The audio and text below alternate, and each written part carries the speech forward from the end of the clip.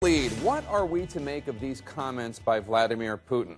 The Russian president said in an interview with the Associated Press and Russian state television that Russia doesn't exclude the option of a United Nations-backed resolution on military strikes on Syria, but the evidence, quote, ought to be convincing. It shouldn't be based on some rumors and information obtained by intelligence agencies through some kind of eavesdropping, some conversations and things like that, unquote.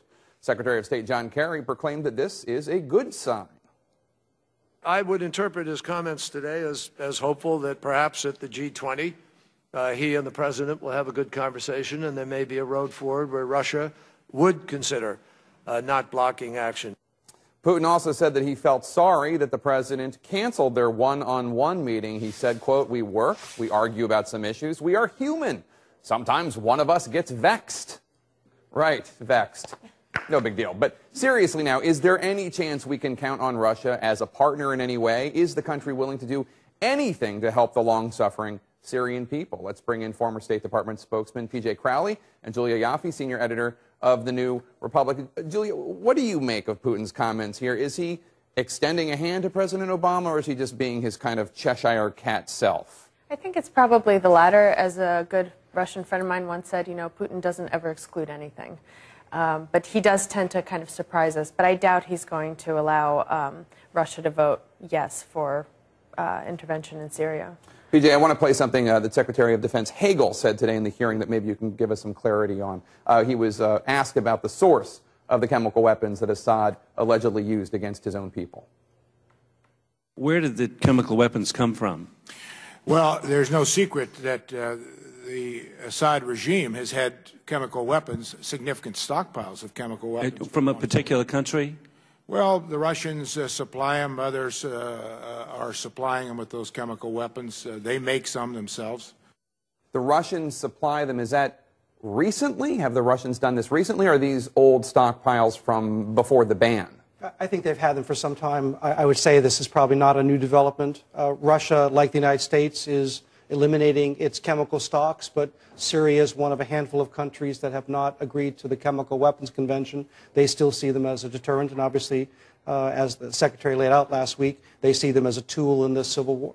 Let's look more broadly at something President Obama said earlier today. He talked about how this isn't his red line, it's the world's red line, and it's true that a significant majority of the nations in this world have signed on to the Chemical Weapons Treaty. PJ, where is the rest of the world? We have President Obama, maybe France, maybe Turkey, a couple other Gulf nations quietly saying, go get them. But if this is truly an atrocity that the world has signed on to oppose, how come we're so alone?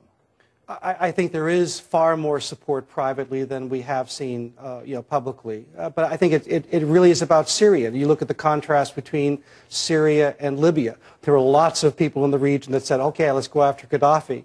Gaddafi had no friends. You know, Syria is a very complex country. It's attached to everything in the Middle East. And in many of these countries, they're hedging their bets to see ultimately, will Assad be defeated or will he survive? The Obama administration clearly, behind closed doors, blames Russia for the fact that this is not even going through the United Nations Security Council right now. And they say it's not a relationship of ideology. It's just that Syria is a client. They buy arms and other things from Russia. Is it that simple? Is that what the problem is? I don't think it's just that. And you had Secretary Kerry in the Senate Foreign Relations Committee yesterday saying that it's not an ideological relationship, but a geopolitical one. And I think that's more accurate. I think Putin especially sees himself, he's a Cold War guy.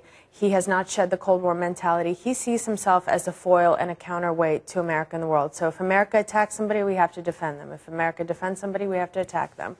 And as for the weapons, India buys orders of magnitude more weapons than Syria does. So if Assad goes, they'll find other clients. And the two of those go together.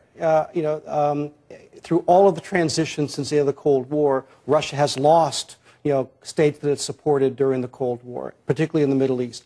And also, Putin, to some extent, reminds me of Dick Cheney. Cheney, as White House Chief of Staff, saw what he thought was the diminution of executive power, and that animated him.